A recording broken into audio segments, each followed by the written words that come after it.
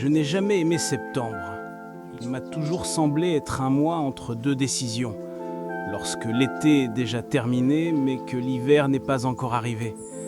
Comme si la nature elle-même, suspendue, attendait le choix de quelqu'un. L'air devient transparent comme du verre, et on entend tout dedans. Les bruissements, les soupirs, les pas sur le gravier. Même les pensées semblent plus fortes. Je suis arrivé sur l'île d'Achille début septembre. Le dernier ferry, un vent fort, l'odeur du sel humide dans le nez. Il est étonnant de voir à quelle vitesse une personne oublie les odeurs de l'enfance et combien elles reviennent soudainement. J'avais 41 ans. Je travaillais comme journaliste à New York, rédigeant des articles que personne ne lisait. Divorce, crédit, insomnie, un ensemble classique pour un homme de 40 ans. Cela faisait 26 ans que je n'avais pas vu mon père. Et voilà, Nemours. Il m'a laissé en héritage une maison, un phare et du silence. Je ne savais pas ce que j'attendais en marchant sur les planches grinçantes du vieux quai, mais certainement pas ce que j'ai trouvé. Le phare se tenait sur un éperon rocheux isolé, blanc, érodé par le vent, avec un dôme en fer rouillé. Il semblait presque vivant, comme un homme qui a vécu trop de choses pour en expliquer encore quoi que ce soit. Autour, il n'y avait que des champs de bruyère, trempés de brume et des murs de pierre cachant, des clôtures penchées. Pas un arbre, pas une personne. J'ai marché 1 kilomètre à pied depuis le port. Sous mes pieds, l'herbe mouillait. Au loin, un goéland criait tout seul. Je me suis arrêté sur le porche du phare. J'ai tendu la main vers la poignée de la porte et je me suis figé. Quelque chose dans ce moment était étrange. Pas effrayant, non. Plutôt familier. J'ai ouvert la porte. Grincé. Comme ces portes qui ne grincent que dans les vieilles maisons et dans de mauvais rêves. L'intérieur sentait la moisissure, le bois humide et le papier ancien. Pas de pourriture, non. Des choses. Une vie vécue. Dans la cuisine, des serviettes soigneusement pliées. 2 tasses sur l'étagère. Des pêches en conserve de 1999. Tout semblait attendre quelqu'un. Ou venait de libérer quelqu'un. J'ai ouvert le réfrigérateur. Il ne fonctionnait pas. En haut, il y avait une vieille horloge avec du verre brisé. Les aiguilles étaient figées à 3h17. J'ai monté l'escalier en colimaçon, vers la partie habitable. Le plancher en bois grinçait, comme s'il me parlait. Dans la chambre, il y avait un lit étroit, un vieux fauteuil, une table avec une lampe. Sur le mur, une photo décolorée. Un homme, mon père, plus jeune que je ne le suis maintenant. Il regarde l'appareil photo. Il sourit de manière incertaine. À côté de lui, une femme aux longs cheveux blonds. Je ne la connaissais pas. Elle avait des yeux tristes et une légère ombre sur la tempe, comme une trace de vieux bleu. J'ai ouvert le tiroir de la table de chevet. Dedans, un seul objet. Une enveloppe blanche. Sans timbre, sans cachet. Sur elle, mon nom, écrit d'une écriture soignée. J'ai reconnu cette écriture immédiatement. C'était la mienne. Je l'ai ouverte. À l'intérieur, un mot. Ne sors pas de la maison le 6 septembre après 21h. Ne pose pas de questions, fais simplement confiance. Je l'ai relu 3 fois. Mon cœur a commencé à battre plus fort. C'est une blague? Quelqu'un savait que je viendrais? Mon père? Mais il est mort. Et la lettre était clairement fraîche. Le papier n'était pas jauni, l'encre n'avait pas bavé. Je me suis levé, j'ai marché dans la pièce, par terre, de la poussière, une toile d'araignée dans le coin, une tasse oubliée avec du thé refroidi. Et soudain, un bruit. Le grincement d'un marchepied en bas. Je me suis retourné brusquement. Personne. La lettre était toujours dans ma main. Elle tremblait, bien que j'essayais de rester calme. Je me suis assis sur le lit et j'ai pris une profonde inspiration. Mon esprit me disait « Tout ça est absurde ». Mais sous tout cela, il y avait le silence. Ce même peur, qui ne vient pas avec un cri, mais avec un sentiment de reconnaissance. La soirée passa lentement. J'ai préparé du thé. Je me suis assis près de la fenêtre. J'ai regardé la lumière s'éteindre au-dessus de l'océan. L'horloge indiquait 20h50. J'avais presque oublié la lettre. 21h. 21h03. À 21h07, la maison trembla. Un bruit sourd, comme si quelque chose avait explosé à proximité. Je me suis précipité vers la fenêtre. À travers l'obscurité, à peine visible, j'ai vu un nuage de fumée près du vieux quai. Une sirène, des phares allumés, des cris. Le matin suivant, j'ai appris qu'une vieille sous-station électrique s'était effondrée. L'un des travailleurs s'y était rendu à la demande d'un fermier local. Mais au dernier moment, son fils l'avait retenu et lui avait demandé de l'aider avec une porte. Et il avait eu 5 minutes de retard. Il a eu de la chance, ont dit les gens du coin. Personne n'en serait sorti vivant. J'ai hoché la tête en silence. J'aurais dû y aller, simplement faire un tour, me promener avant de dormir. J'avais bien l'intention d'y aller, j'ai même mis ma veste. Mais je ne suis pas allé, parce que quelqu'un dont l'écriture avait rédigé la lettre m'avait demandé de rester. Cette nuit-là, je me suis de nouveau couché dans le même lit. Le vent chantait dehors. Quelque part au loin, une vague frappait les rochers. Le phare ne fonctionnait pas. Sa lumière s'était éteinte il y a bien des années. Mais il me semblait que quelqu'un observait encore, espionnait, attendait. C'est ainsi que mon histoire a commencé. L'histoire du phare, des lettres sans expéditeur et d'un passé qui n'est pas encore arrivé. Le premier matin au phare était étrangement silencieux. Je me suis réveillé tôt, avant l'aube. La nuit avait épuisé toutes mes forces, me laissant l'impression que quelqu'un m'avait observé dans mon sommeil. Il faisait frais. L'humidité semblait pénétrer sous ma peau. On entendait une poutre grincer quelque part. Le silence ici avait son propre poids.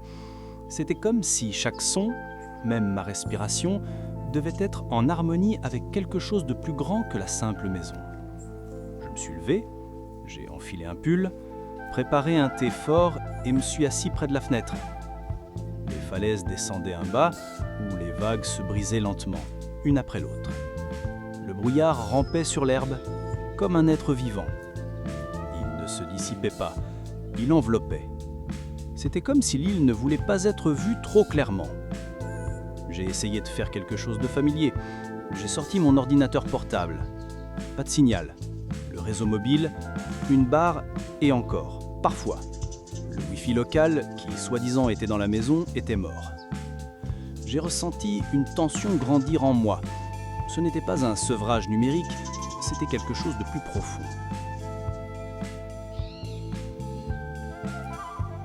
Une sensation d'être coupé, pas seulement de la ville, du monde, du temps. Dehors, les moutons riaient. J'ai décidé de me rendre au village.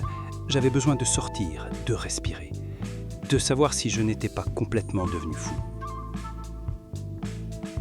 Le chemin vers le village longeait le rivage, puis s'enfonçait entre de petites collines couvertes de bruyère. L'herbe était mouillée, mes bottes glissaient. Les gouttes s'accrochaient aux branches, puis tombaient au sol. Je marchais seul.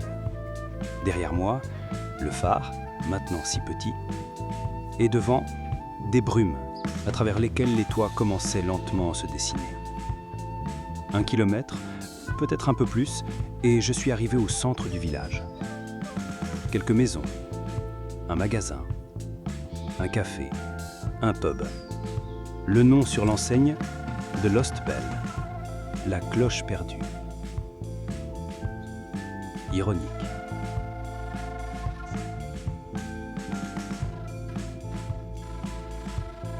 Il y avait des gens ici, quelques-uns.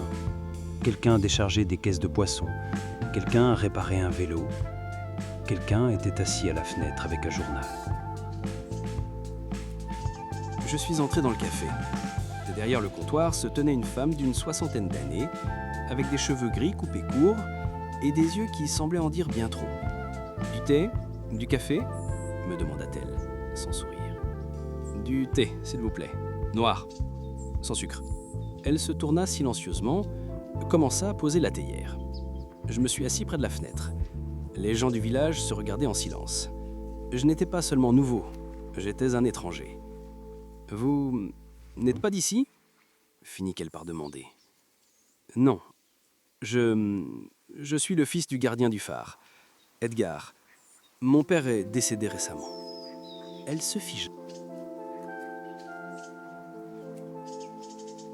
Pendant une seconde, très brièvement, mais je l'ai vu. Edgar. Elle répéta lentement. Donc vous êtes revenu. Revenu ? Je suis venu, se corrigea-t-elle, puis se détourna pour chercher une tasse dans le placard. À cet instant, j'ai ressenti comme si l'air dans la pièce avait changé. Les gens s'étaient arrêtés. Juste un instant. Mais c'était plus calme, plus tendu. J'ai soudain compris qu'ils savaient quelque chose. « Et vous connaissiez mon père ?» Elle me servit le thé, doucement. « Oui, bien sûr. Tout le monde le connaissait. » « Et comment était-il ?»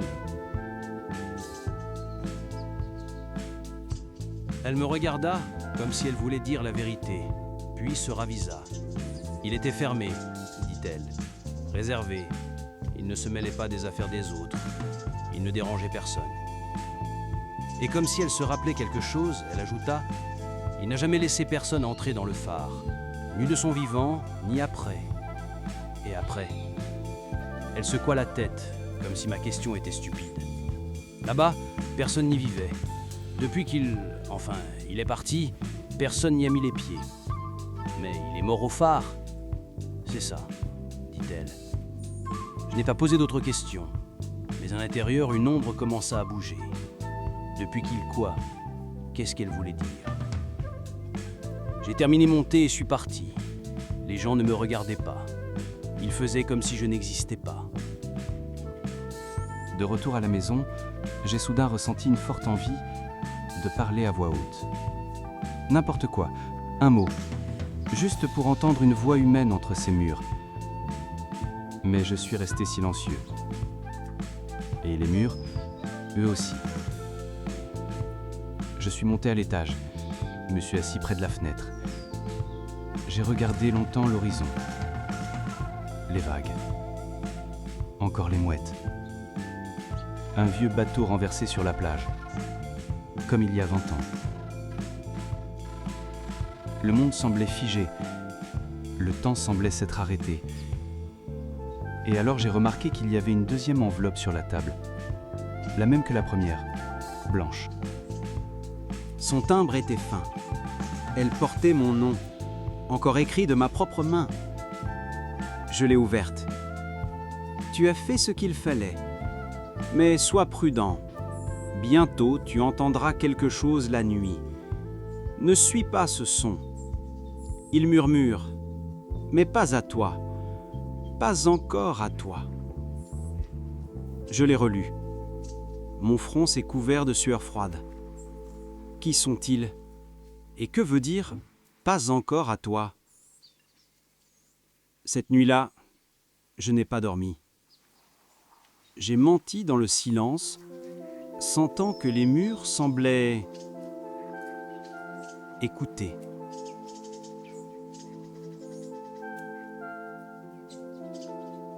À travers mon sommeil, j'ai perçu un bruissement.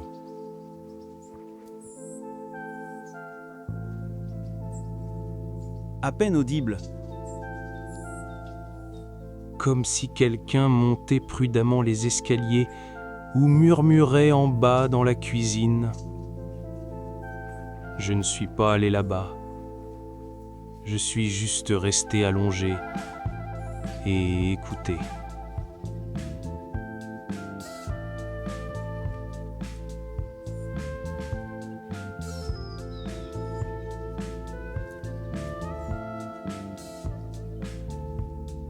La maison où mon père avait jadis vécu n'était pas complètement vide. Elle était comme une blessure pas encore cicatrisée. Et chaque soir, le vent apportait dans cette blessure de nouvelles voix. La journée a passé presque inaperçue. J'ai marché le long des falaises, observant le vent plier la bruyère, les vagues se briser, les mouettes suspendues dans l'air sans bouger leurs ailes. L'île vivait, mais pas avec moi. Les habitants m'évitaient, pas de manière grossière. Ils m'ignoraient, simplement, comme si j'étais une partie de la même roche, de la même brume. Le vendeur au magasin m'a pas demandé d'où je venais. Au pub, on ne m'a pas proposé de bière.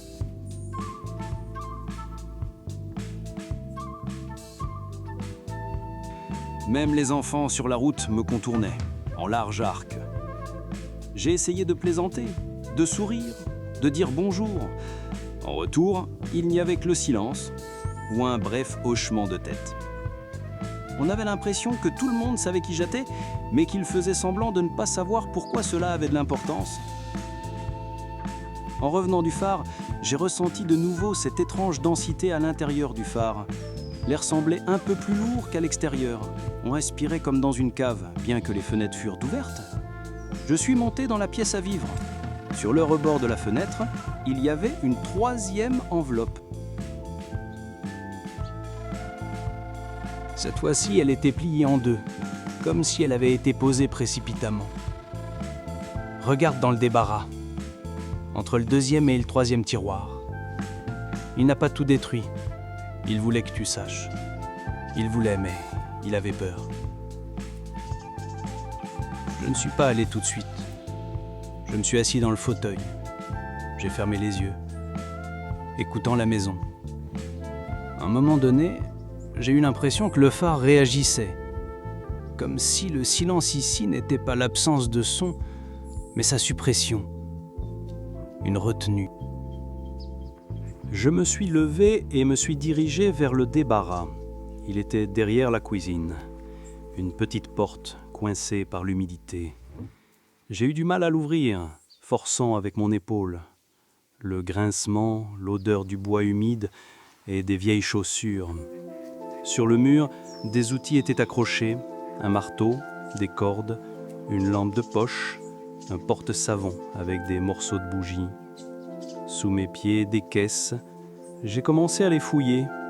Dans la deuxième et troisième, rien d'autre que des fils, des chiffons et des morceaux de vieux objets. Mais entre les deux, derrière une cloison en contreplaqué, j'ai trouvé une boîte en fer blanc, un vieux boîte de biscuits.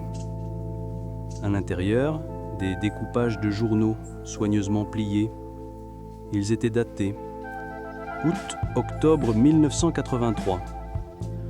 Tous parlaient d'une seule affaire. Tu les as entendus. Ce n'est pas tout. Ils ne sont pas méchants. Ils sont coincés. Écoute bien. Ce soir, tu verras la porte.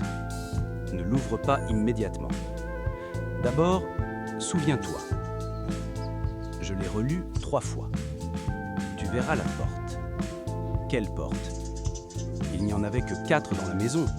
L'entrée, le débarras, la chambre et la salle de bain. J'avais vérifié. Aucune porte nouvelle n'était apparue. J'ai décidé de retourner au village. Cette fois, pour parler. Vraiment. Mais à peine étais-je dans la rue que la même femme du café m'a interpellé, avec ses cheveux gris et son regard tendu. « Ne va pas là-bas », dit-elle brusquement. « Où ça ?»« Dans ces pièces, celles qui ne s'ouvraient pas, celles dont il ne parlait pas. C'est important. » Attendez. Je me suis un peu perdu. Vous saviez ?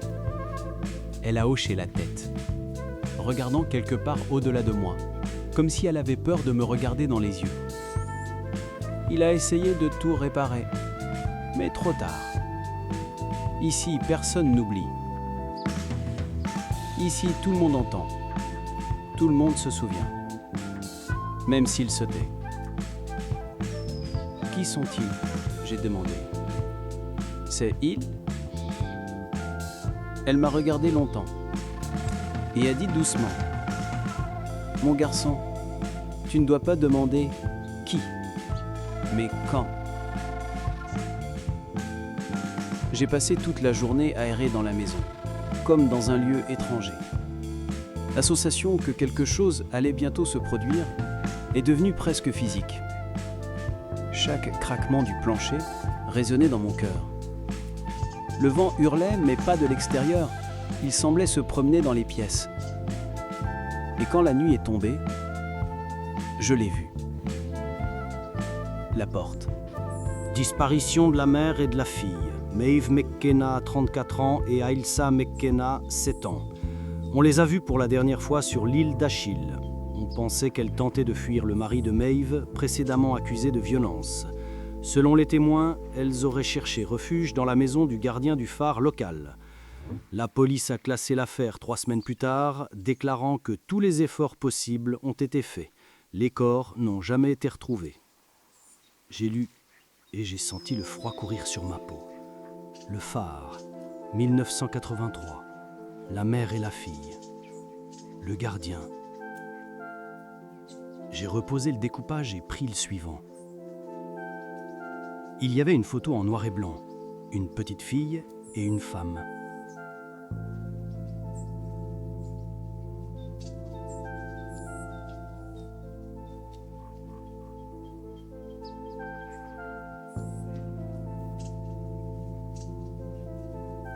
La fille, en robe à fleurs, les cheveux attachés en queue de cheval.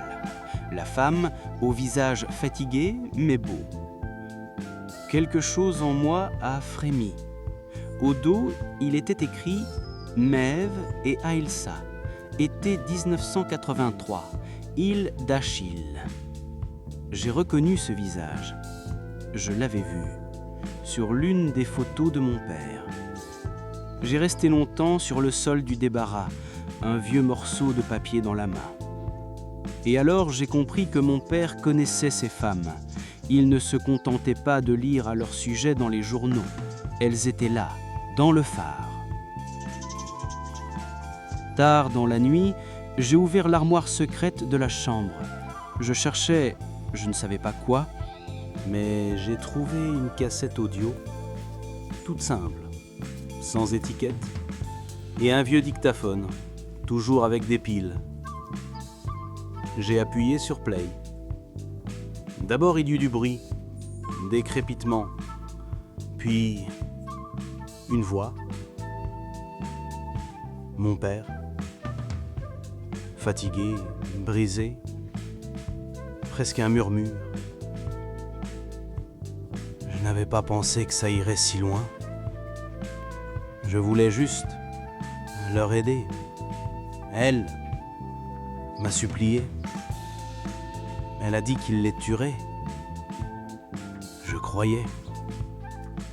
Mais quand la police est arrivée, j'ai dit que je ne les avais pas vus. J'ai menti. J'avais peur. On m'a dit, ne t'en mêle pas. Ce n'est pas ton problème. Et moi, je les ai laissés partir dans la nuit. J'ai entendu la petite pleurer. Puis, il y a eu un cri. Un seul. Et puis, tout s'est arrêté. Je n'ai pas dormi pendant 3 jours. Je vais tous les jours au phare. J'entends. Parfois, il frappe. J'ai éteint le dictaphone. Mes mains tremblaient. Je ne savais pas quoi faire de cette vérité. Ce n'était pas juste une histoire, c'était une culpabilité. Et ce n'était pas la mienne. Ou bien c'était la mienne. Parfois, les choses ne sont pas gardées parce qu'elles ont été oubliées, mais parce qu'elles sont trop effrayantes pour être rappelées. Je ne dormais pas. Je restais allongé sur le lit sans allumer la lumière, écoutant la maison respirer. Il n'y avait aucun bruit autour, seulement le crépitement occasionnel du bois et le léger grincement comme si quelqu'un était passé dans l'escalier, mais trop doucement pour être réel. Je me suis souvenu de l'enregistrement de mon père. Sa voix, silencieuse, brisée, comme venant de l'au-delà. Parfois, il frappe. Les mots s'étaient coincés dans ma tête, comme des échardes. À 2h14, j'ai entendu le premier coup. Pas fort, pas comme un coup de poing, plutôt comme une caresse.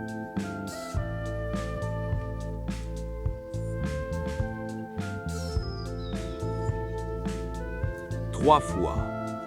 Toc, toc, toc. Et puis le silence. Je suis resté immobile. Je me suis levé. Je me suis approché de la porte de la chambre. Derrière, un couloir sombre et vide. L'escalier menant en bas. Un craquement.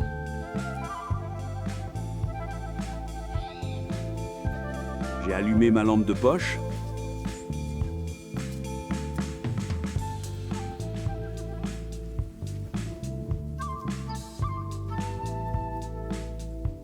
Un simple faisceau de lumière a percé l'obscurité, éclairant le papier peint, une vieille table,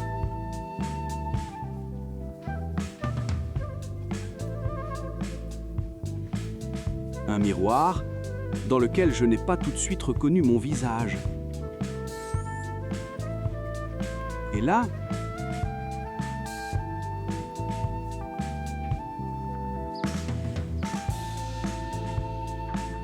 quelque chose a bougé.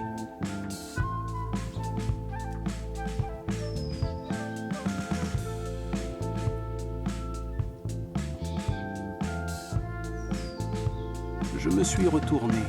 Il n'y avait personne, mais je sentais. Je n'étais pas seul, comme si quelqu'un était derrière la porte, respirant à travers l'interstice, attendant que je fasse un pas.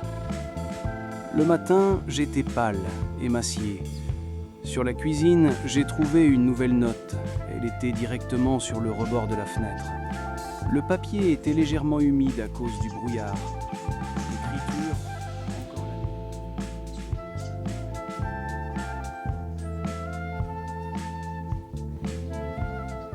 Elle était derrière l'étagère dans le couloir. Avant, je jure, elle n'était pas là.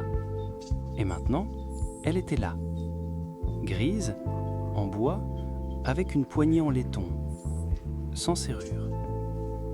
Je me suis approché, ma main tremblait. Je me suis souvenu de la note. Ne l'ouvre pas immédiatement. Souviens-toi. Je me suis assis par terre. J'ai fermé les yeux. Et j'ai commencé à me souvenir. J'avais 6 ans.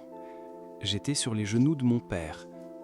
Il me racontait une histoire, celle d'une petite fille et de sa maman qui s'étaient échappées d'un monstre et s'étaient cachées dans une maison où il y avait de la lumière. Elles étaient assises sous l'escalier et la petite fille chantait pour que sa maman ne pleure pas. Puis, soudain, c'était devenu silencieux et elles avaient disparu.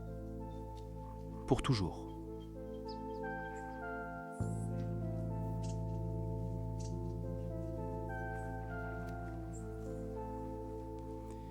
J'ai ouvert les yeux. Mes mains étaient posées sur mes genoux, exactement comme à ce moment-là. La lumière du phare projetait des ombres sur le sol, mais le phare ne fonctionnait plus depuis longtemps. Je me suis levé, je me suis approché de la porte, et alors quelque chose a bougé derrière, silencieusement, comme le froissement d'une robe, comme à petits pas nus. Je n'ai pas ouvert. J'ai seulement dit « Je suis là. Je vous entends. » Et en réponse, le silence. Mais c'était désormais un silence vivant. Un silence dans lequel, pour la première fois depuis longtemps, quelqu'un avait été entendu. Parfois, Les fantômes ne frappent pas à la porte. Ils attendent que tu la trouves toi-même. Parce que la véritable culpabilité, ce n'est pas ce que nous faisons, mais ce que nous ne voulons pas nous souvenir.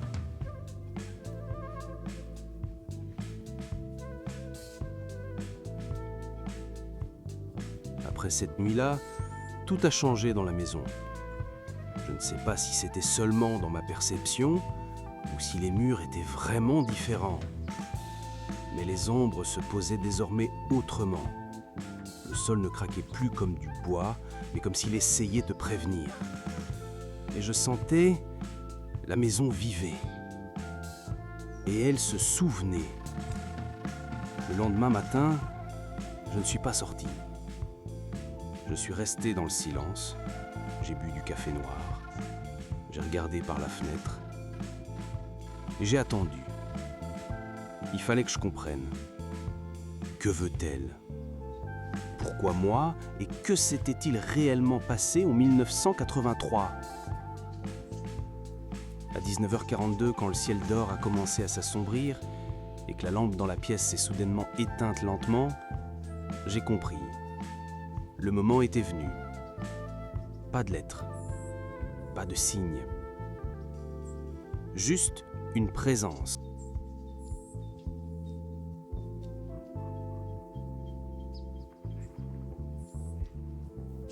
Je me suis levé et suis allé dans le couloir. Lentement, en marchant prudemment, comme sur du verre.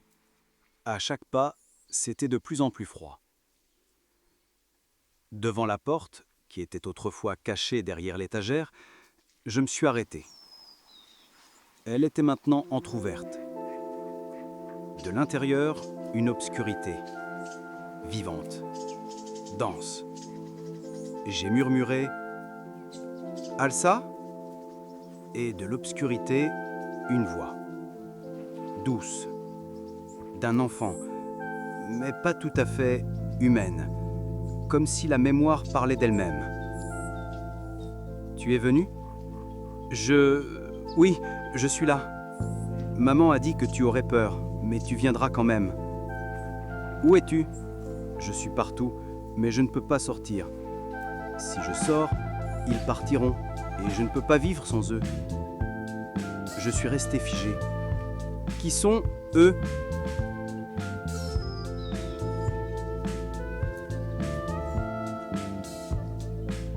Silence. Puis un murmure. Nous, moi et maman, nous sommes ici. Nous sommes restés parce qu'il n'a pas ouvert la porte. Je me suis assis par terre. Je me suis appuyé contre le mur. Pour la première fois depuis tout ce temps, je ne ressentais plus de peur, seulement de l'amertume et de la honte. Il ne vous voulait pas de mal, ai-je dit. Il avait juste peur. Il n'a pas crié quand nous avons supplié. Il a entendu comment nous descendions. Il a entendu comment maman criait. Il a entendu comment je suppliais. Et à ce moment-là, j'ai entendu un pleur. Pas une voix, pas un enregistrement. Un pleur vivant, à peine audible, celui d'un enfant, dans l'obscurité, dans le sous-sol, dans le passé. J'ai fermé les yeux. Je ne suis pas lui, ai-je dit. Mais je veux que tu sortes. J'ouvrirai la porte. Silence. Puis,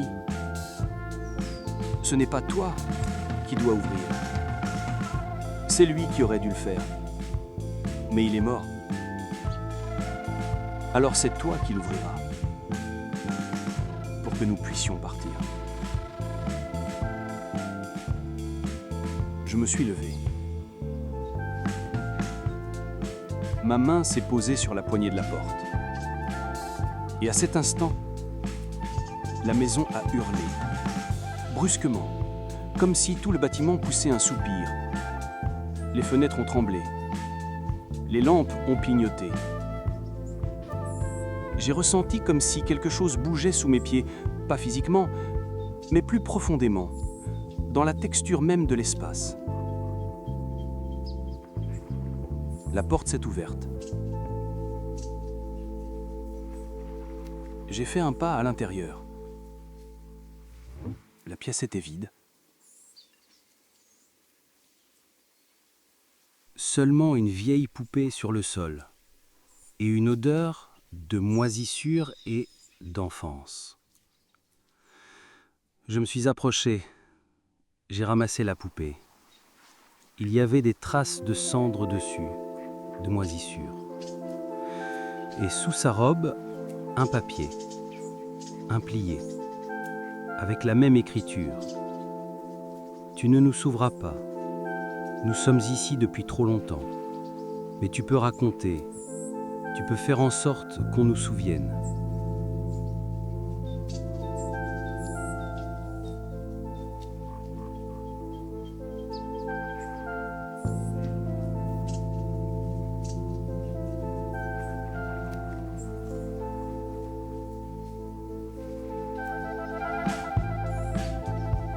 Les fantômes ne demandent pas de vengeance. Ils demandent à être entendus. Pour que ce qui était de la douleur devienne quelque chose de plus que juste la mort.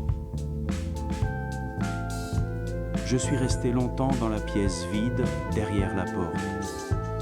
Je tenais la poupée dans mes mains et je regardais le sol couvert de poussière et de taches du temps.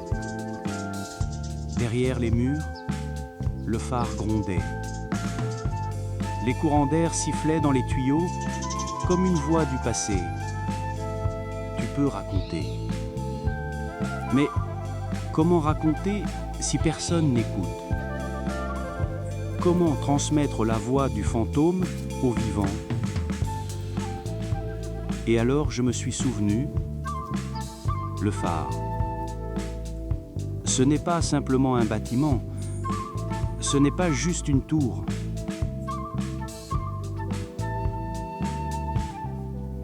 C'est un symbole, la lumière qui guide à travers l'obscurité, le chemin qui empêche ceux qui errent dans la tempête de sombrer. Je me suis levé, je me suis habillé, j'ai pris la lampe torche et je suis monté. Les escaliers grondaient sous mes pas, comme s'ils me préviennent. À chaque pas, il devenait de plus en plus froid. Le vent frappait les fenêtres, le verre résonnait comme des cordes. Sur le dernier palier, la porte du mécanisme du phare. J'avais trouvé la clé dès le premier jour, mais je n'avais pas osé l'utiliser. Maintenant, je l'ai inséré dans la serrure. J'ai tourné. Un clic.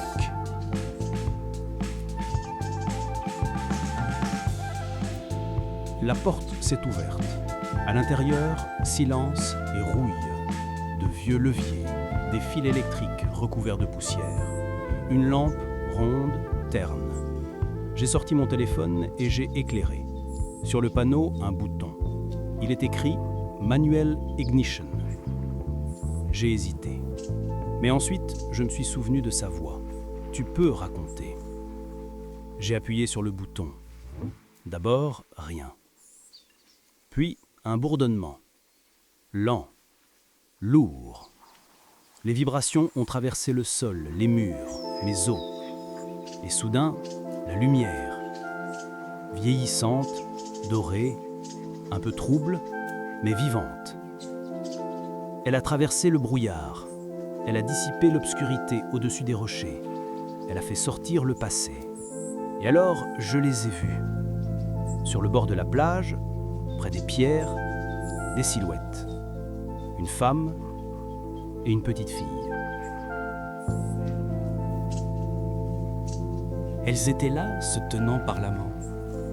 Elles regardaient le phare, la lumière, moi. Elsa a levé la main, elle a agité. Et j'ai entendu, pas avec mes oreilles, mais à l'intérieur, maintenant ils vont nous voir, maintenant ils vont nous entendre. Merci. Elles se sont retournées. Elles sont parties lentement vers le brouillard.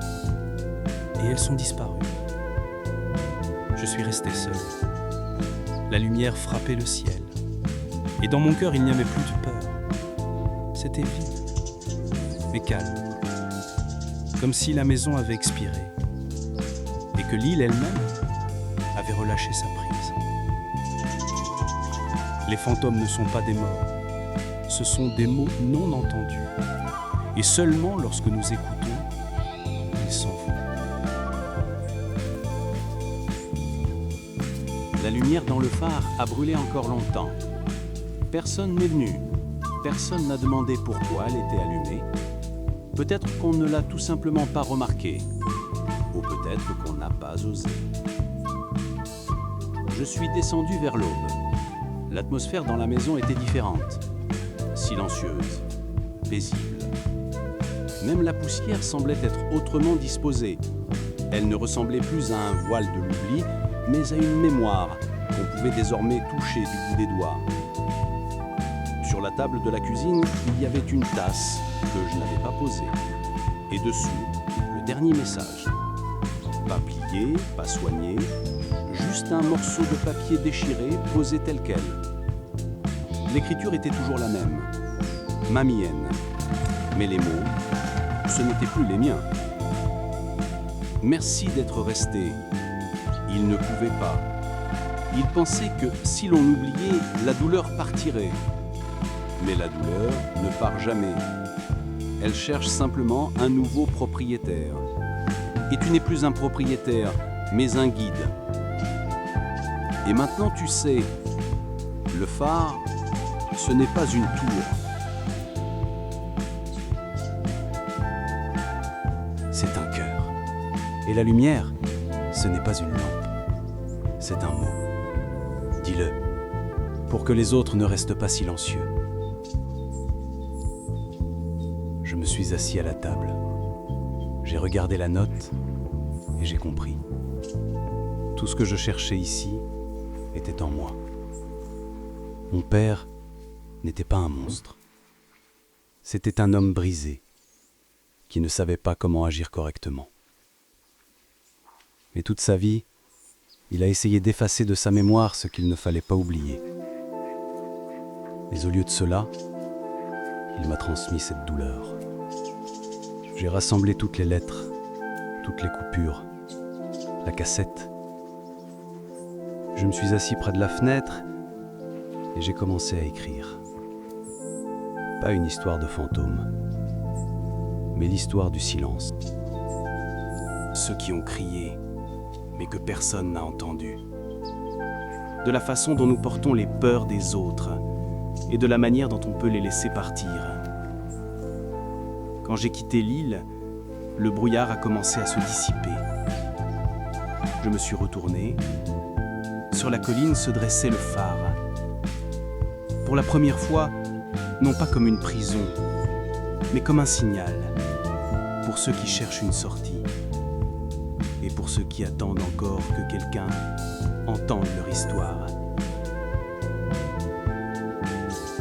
Toutes les lettres ne viennent pas par la poste. Certaines arrivent à travers le temps, à travers les rêves, à travers la douleur. L'essentiel est de les lire avant qu'il ne soit trop tard.